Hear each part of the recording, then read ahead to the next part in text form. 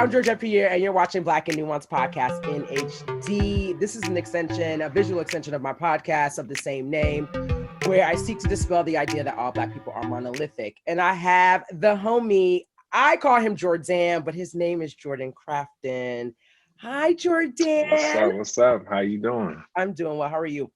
I'm good. Thank you for having me. No, thank you for making the time, Mr. Busy filmmaker, musician, artist, multi-hyphenate. Hilarious. All of the things. Okay, so Jordan, I gotta tell them how we met. Do you remember how we met? Because I remember how we met. I don't know. I feel I'm pressured now. I don't know. So I met you a few years ago when I used to work at VH1, and we had some type of drinking party going on our floor, and you came down. I was just like, oh, okay, there's a Black person. Like, you know, we didn't see too many of those where we were. And I ended up going to Nickelodeon, like maybe a couple of years later, and ran into you on the floor. I was like, Jordan?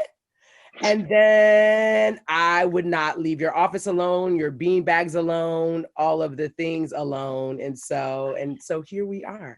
Yeah, there we are. I forgot about that party. I do like free office alcohol. So you can find me there anytime. Anytime. And so would you consider yourself, because I know you're a musician and artist, and you're also a filmmaker, would you consider yourself a musician first or a filmmaker first, or kind of, you know?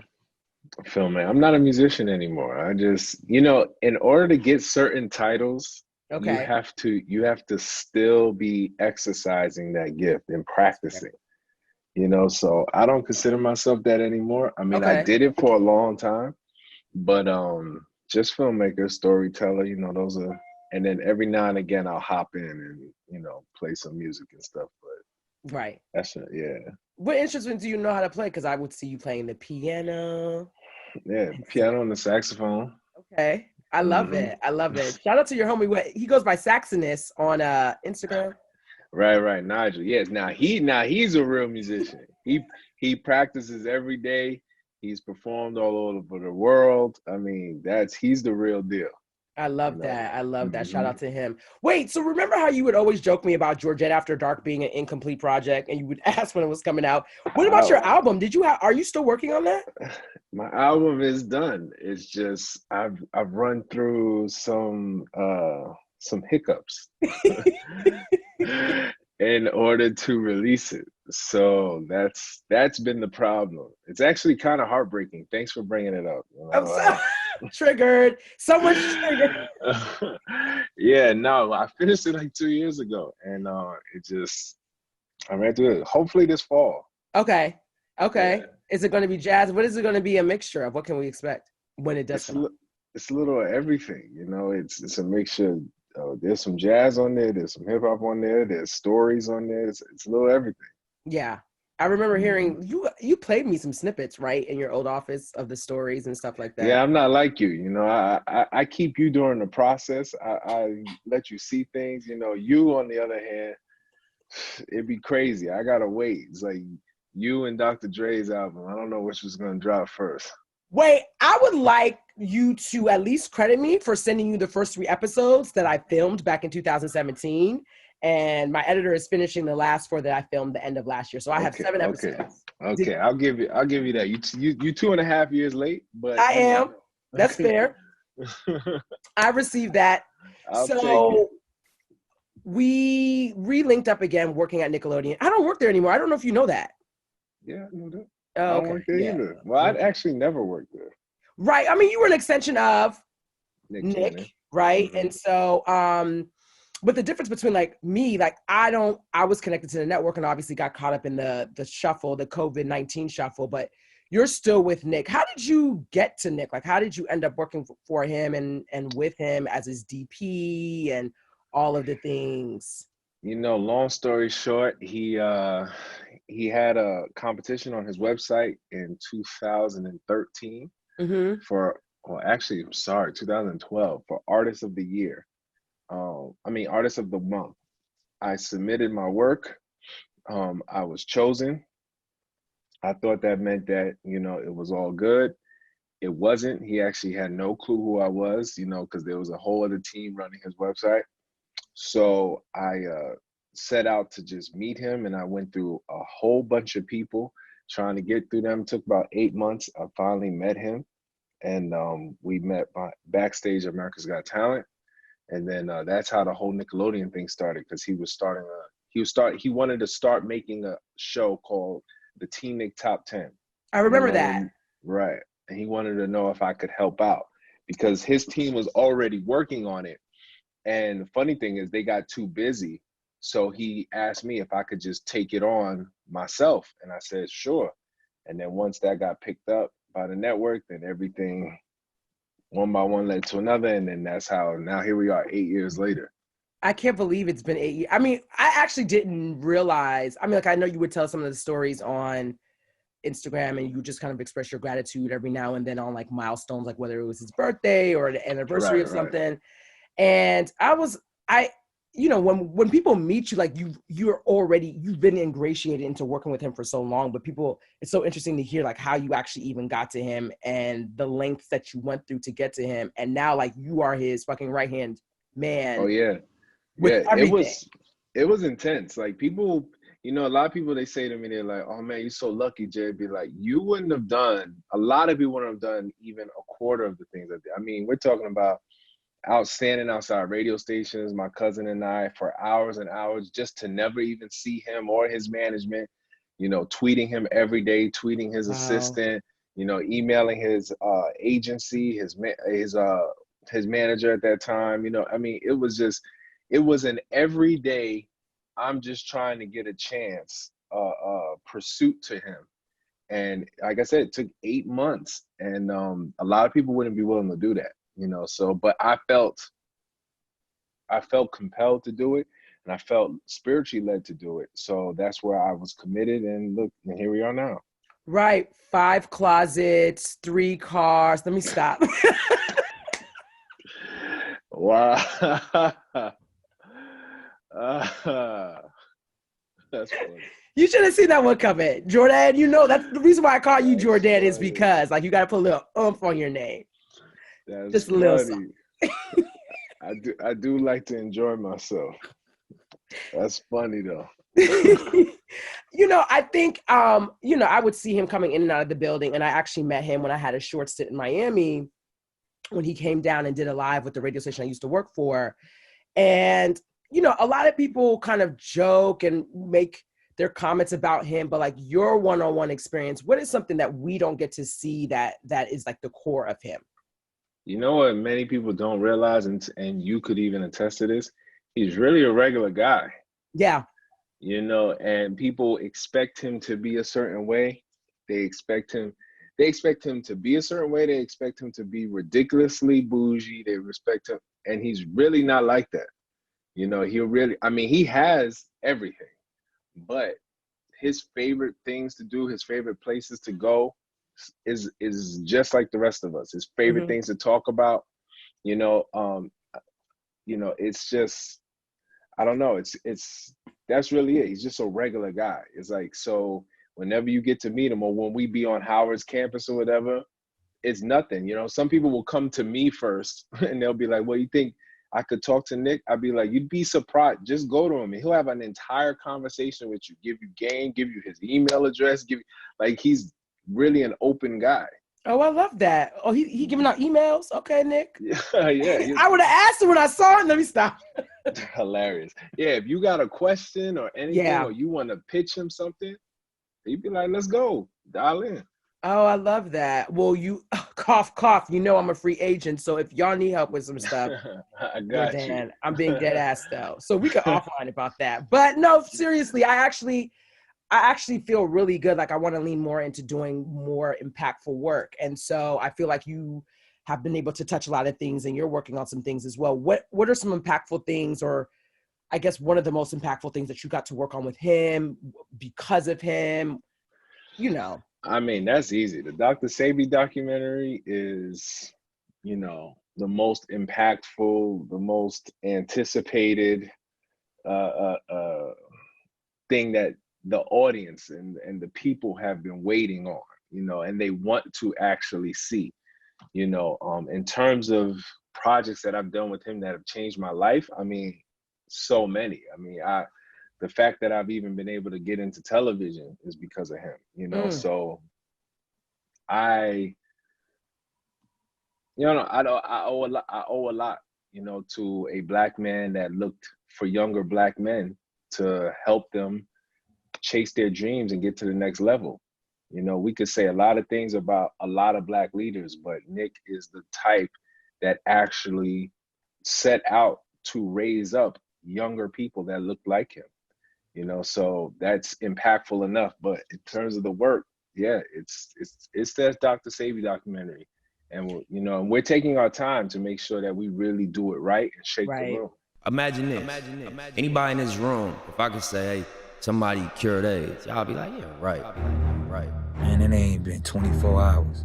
We gotta pick up the baton and run it across the world. Look at all these tweets. Please watch over and protect Nick if he gonna take over where Nipsey left off. This man's last name is pronounced 3 different ways. Like, what is the correct way to pronounce? Because I heard Sebi, Sebi. Which one is correct? It's really Dr. Sebi. Okay. And in my opinion, okay. Unfortunately, he has transitioned. Right. So he's not here to tell us, but in the videos and stuff that I have seen from him, talking about himself, he says Sebi. Okay. But a lot of people say Sebi, or CB, right. It's a lot, yeah. But one thing that he's clear on, it's everything he teaches is bigger than him. So you can call him whatever you want to, as long as you hear the message. Right. I was, you and I offline about it, but I had one of my guy friends that told me about Dr. Sebi back in 2011 when I had moved to New York in 2010, and I was trying to do some holistic healing, and I had met one of his children. I remember. in LA. And so, he definitely changed my thought process on a lot of different things. Like, whether I agree on some of the things that I experienced personally, like, that remains to be seen. But the eating habits had changed immediately after I had talked to his daughter and all these other things. My eating habit has been trash during Rona. That's fine. I'm gonna work on that. But the shit is trash, but it is what it is. But yeah, I think I think what's going to be interesting when this document comes out, like, I feel like there's been, like I said, and we've talked about this, there's been mixed reviews about some of the beliefs that people believe, like, at least when it relates to some of the things that he's done and has said and all the other stuff. But I think either way, I think it's introducing him to an audience that may have heard things and want to learn more things. And so you've been shooting and you're editing it. So you've shot things, like, you're behind, you're the shooter editor behind this documentary coming out. Yep. And it's been quite the journey. I mean, I can't even tell you how many hours of footage we have. Yeah. I mean, we're talking somewhere north of like 60 interviews. It's a lot, but what I appreciate about it is, even at this point in my career, because I've done a bunch of documentaries before, but I feel like my talent level is actually prepared to do this now. Like, I couldn't have done this years prior, just because the large undertaking and the tone of it needs to be very specific, and we need to hold true to it. Because the goal is, we're not trying to make anybody, we're not trying to force anybody to believe anything or whatever.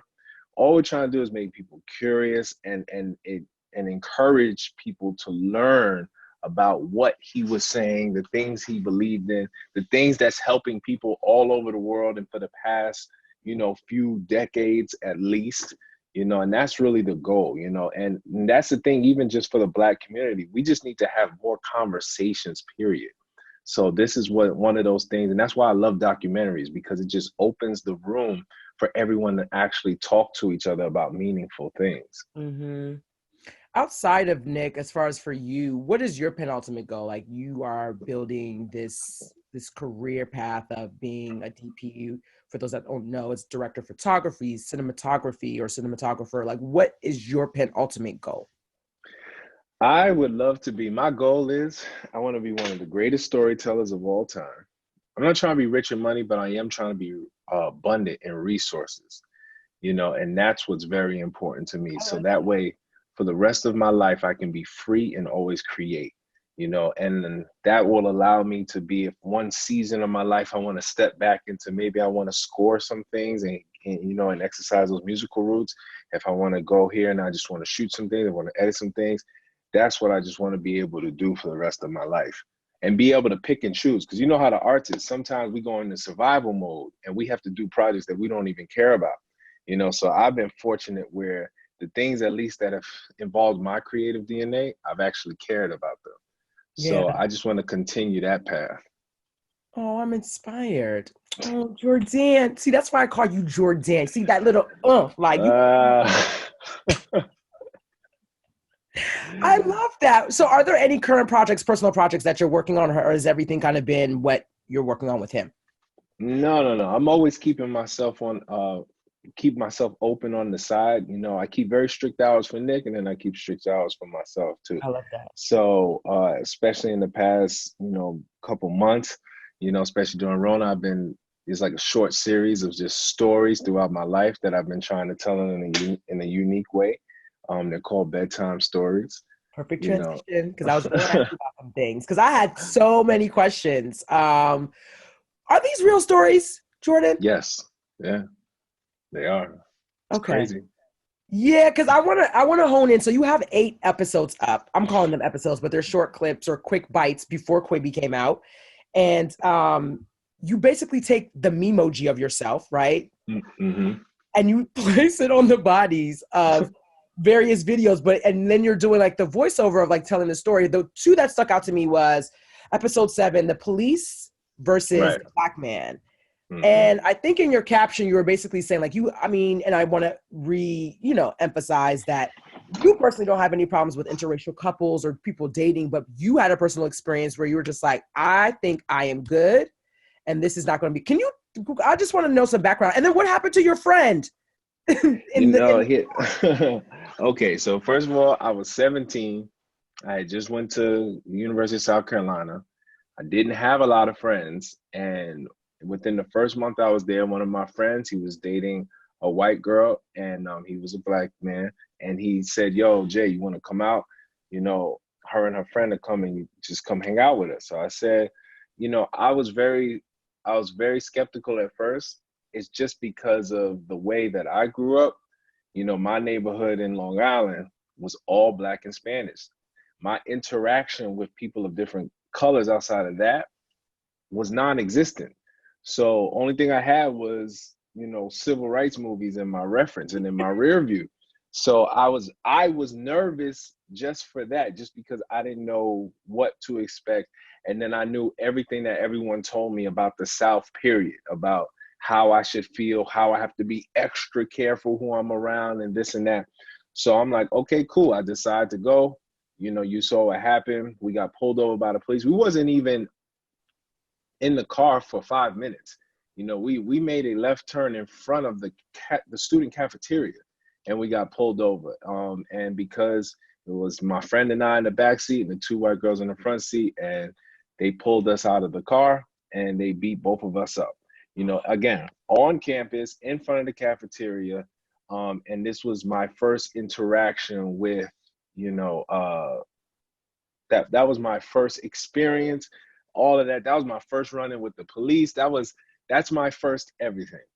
So what happened after that is, after they were done giving us the business, they just got in their car and they drove away. And then we got back in the car and we were just kind of silent for a while. Of course, the girls were emotional. Are you guys okay? My friend, he grew up in the South. He kind of knew how to deal with this, unfortunately. And he was just like, yo, just drive.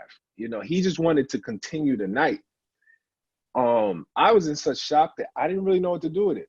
So the next day I started telling some other friends that I knew, and they didn't believe me. They was like, no, that would never happen, blah, blah, blah, especially not on campus, you're lying. So I kept it to myself and I said nothing for a couple of years, and that was the biggest mistake, because I never really got to talk about my energy. I never get to talk about those feelings. And then to this day, like if I'm out and about and a white girl even flirts with me, I get scared, and it's nothing against them. I love everything about it. It's just, for some reason, it's not for some reason. It's just because I didn't do anything with those feelings. I didn't talk to nobody. No one helped me through it. And everyone told me I was lying. So it just affected me that way. And it sucks because love is, I'm such a big person on love that, like, I'm not even open to a certain part of it just because, again, I didn't know how to handle it.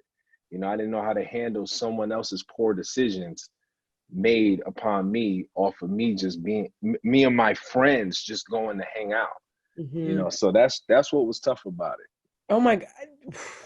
Well, it was triggering because everything that's going on with Ahmaud Arbery, the young Black man that was basically murdered for jogging in the neighborhood in Georgia, right? But it came out 2 months later because of the video. And so the funny thing is, like, your stories, the bedtime stories are they seem lighthearted, but just to even hear like there's like real stories behind it. Because I literally, by the time I got to episode 7, I was like, wait a minute.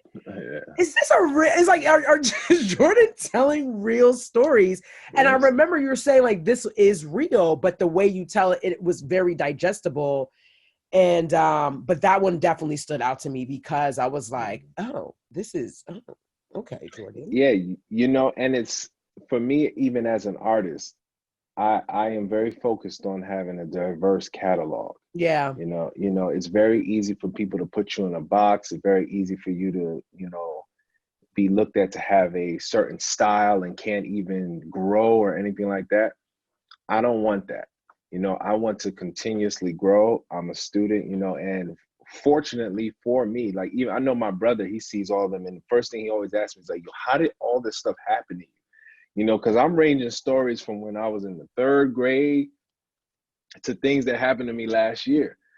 So we're going through 25 years of just my history, and putting it in a way, like you said, digestible, because I know how the audience needs to receive certain things certain ways, and they don't want to feel attacked. Even though I'm gonna tell you a real story about me getting beat up by the police, I don't want you to feel like I'm attacking my views on you, my history on you. I just want you to be able to just hear me, and you can do whatever you want with it from there. So, but they're fun. they ratchet, then they're real.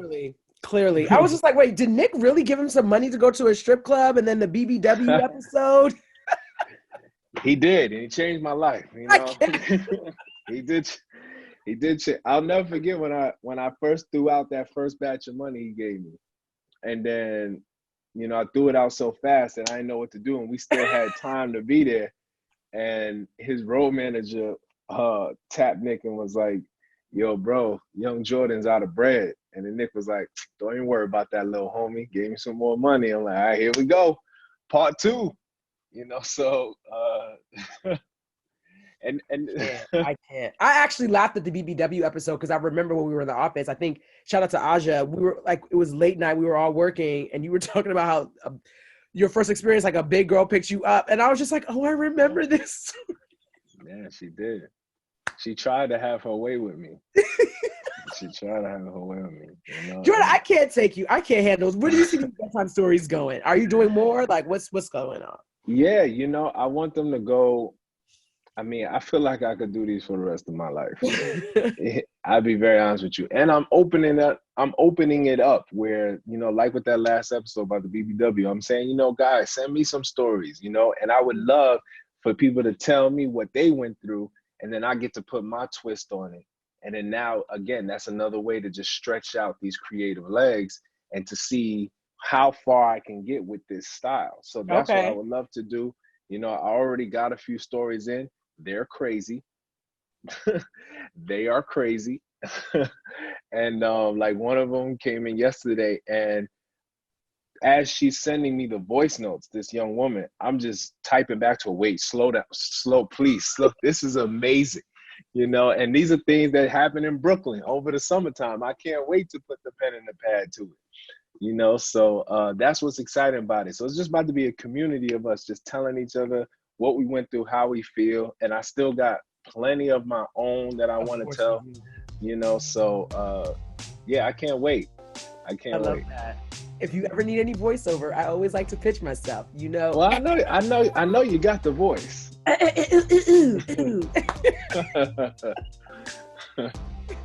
Okay, so I want to get to this last segment called All of the Things, similar to my podcast. If your movie was a soundtrack, what would 3 to 5 songs be, any genre? Ooh, easy. 3 to 5. Okay, number 1, In a Sentimental Mood by Coltrane and Duke Ellington. One of my favorite songs. Yes. Another one, it is a cover of Over the Rainbow by Kirk Whalum. So those are both 2 jazz pieces. Okay. And then the third song. Give me 5, because I feel like you got more.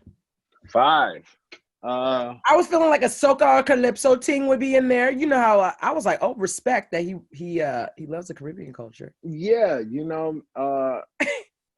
I think I probably have to throw Fast Wine in there from Marshall. That's probably one of my favorite soca tunes. Let's see. I said Over the Rainbow. I said In Summer Mood. If those are your 3, we could rock with that. That might be my 3 right there. Okay. Because there's a couple other jazz songs that I know of, but I mean, Autumn Leaves is my favorite jazz song of all time, period. So that would be in there. And that version would be between Cannonball Adderley and Miles Davis. So it's so crazy. Especially as wild and as ratchet as you know me to be, this is actually, my core is literally just jazz tunes. No, I know. So, but I do love me, a good foolish song. I do love me some good quality foolishness.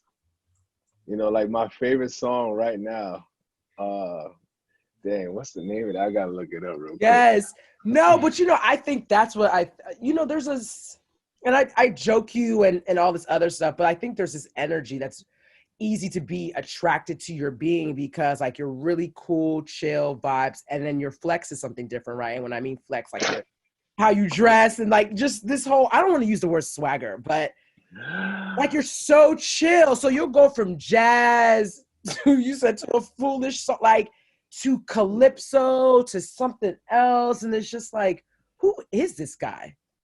Yeah, I am. You know what? I'm a weirdo, and that's probably no, but that's my favorite thing to do. You know what I mean? Because think about it. If you're not weird, then you're either average or you're just not seen at all. So, and we think about Rich Dad, Poor Dad, we think about the rat race. I'd rather everyone else be sitting in traffic every day, and I'll just ride up and down this lane with the other weirdos, which is very, very open, because there's only a few of us who are actually excited to just be off like this. Yeah. And it leaves us open. I don't really care. It's like, if you tell me something's cool over here, I'm gonna go see it. And I'm ratchet enough to stay there long enough to see what it comes out to be. So, and as I've learned, as I've grown, it's been easier for me to like just accept everybody for who they are. So that's the fun part. Well, but that's actually truly you. Like, you don't say it. Like, I've witnessed it. I've seen it at its core. So, Jordan, thank you so much. How can they find you and follow your flex and your fly? Follow my flex and my fly. Instagram. I'm mostly on there. I am JD Crafton. I'm on there just showing a good time and being a fool. I'm the karaoke champ. I'm Young Papi Fuego. Oh my God. I'm a little bit of everything, so you get the whole vibe on there. I cannot. Jordan, I appreciate you so much. Make sure you stay safe and you're quarantined. And when the world opens back up, I still owe you a wine. And listen. And the people want to see. The people want to see. They heard about your roots, and they want to see what they do. They told me, I got emails every day like, yo, Georges be fronting. He is like, please do not. Don't worry, it's coming soon. She's back. You know, the roti is on the way. Everything is coming soon. Oh my gosh. Oh, you're so funny. Jordan, thank you so much, sweetie. My pleasure. Thank you. Have a good one. And I want to see, if I can, Nick, I hope you don't mind, a rough draft before y'all release it. I would love to be one of the first few people that see it, if that's cool. Well, you know, you're cool enough. Every premiere and screening and listening party I ever went to, you were there before me. So I don't know how you would be like, well, Jordan, can I please? Listen, this is not mine. And you know, you're actually the plug. You gasoline me, but you're actually legitimately the plug.